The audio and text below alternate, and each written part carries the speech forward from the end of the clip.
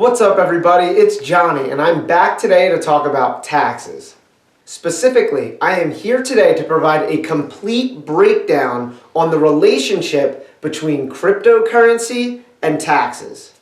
Whether it's Bitcoin, Ethereum, Dogecoin, or something else, it's very possible you may have made some money in 2021 on some type of crypto transaction. Although cryptocurrency is not a true currency according to the IRS considers cryptocurrency to be property, and this matters when it comes to filing your taxes. Being that we are literally in the middle of tax season, I could not think of a better time to put this video out there. In today's video, I am going to go over some of the biggest questions I've received over this issue.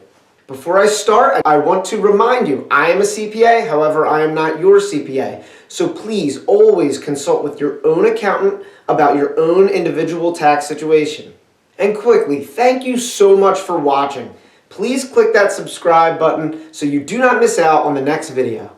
Alright, here we go. Let's get into it. Question number 1. I bought Bitcoin and the value went up, but I just held it in my account and I did not sell it. Do I need to pay taxes on that? No. So in order to pay taxes, a taxable event must occur. A taxable event occurs when property is bought and sold. In this example, because the value went up, this is called an unrealized gain. Unrealized gains are not subject to tax. Having diamond hands is a big phrase in the crypto world, and it refers to holding on to the investment despite volatility and risks. I guess the reward for having diamond hands and holding is no taxes.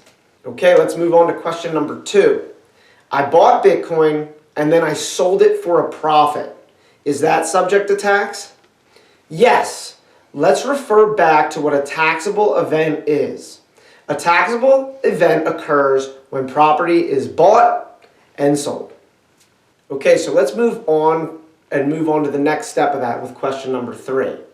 I bought Bitcoin, I sold it for a profit, but I did not touch that money or cash it out. Is it still taxable?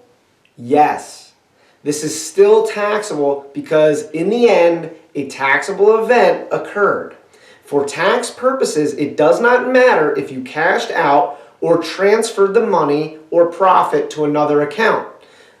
In the example, the Bitcoin was bought and the Bitcoin was sold for a profit. This is a taxable event. Question number 4. I heard it's better for tax purposes to hold on to crypto longer than a year before selling. Is that true? This is a great question, and I'm going to break it all down right now. Since crypto is considered property by the IRS, it is taxed as what is called a capital gain. Short-term capital gains are for transactions that occur in less than a year. For example, Bitcoin is bought for $10,000 on January 1st, 2021 and sold for $50,000 on December 1st, 2021. This would be a short-term capital gain of $40,000. Long-term capital gains are for transactions that are over 1 year. For example, Bitcoin is bought for $10,000 on January 1st, 2021 and sold for $50,000 on January 5th, 2022. This is a long-term capital gain of $40,000. Although the profit, $40,000 on each transaction, is the same, the tax implications are significantly different. Short-term capital gains are taxed at ordinary income tax rates. Long-term capital gains are taxed at capital gain tax rates. Long-term rates are significantly better than short-term rates. Check this out.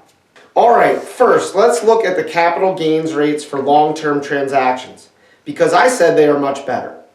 These rates are really simple because it's either going to be 0, 15, or 20%.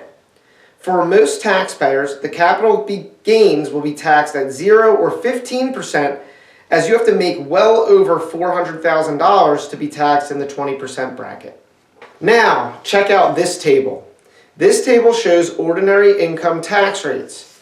For short-term capital gains, the income is added to your other income and then taxed according to these brackets.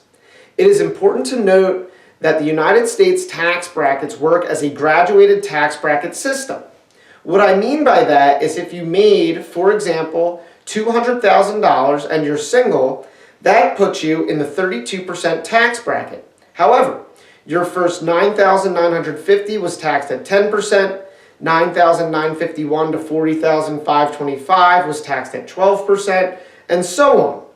Therefore, the 32% is called your marginal rate, but your effective tax rate will be lower than 32%, maybe more like something in the mid-20%. This is still not as low as the capital gains rate for a single taxpayer at $200,000, which is 15%. So as you can see, comparing these tables, long-term capital gain rates are much more advantageous from a tax standpoint.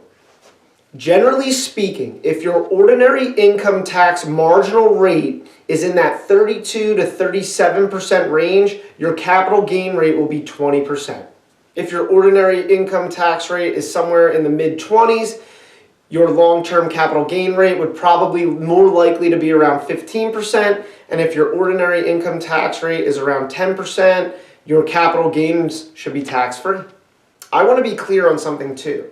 You are not being penalized for short-term capital gains. It's just that the long-term rates are much more favorable. Okay, let's move on to question number 5. If I paid for goods or services in crypto, is that a taxable event? Yes. Paying for goods or services is considered a taxable event, and here's why. Remember, a taxable event occurs when crypto is bought and sold.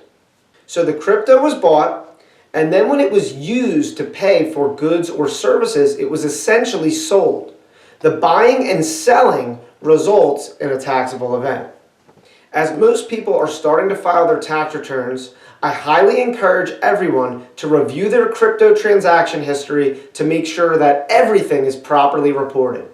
Some crypto exchange platforms should allow downloads of a transaction report.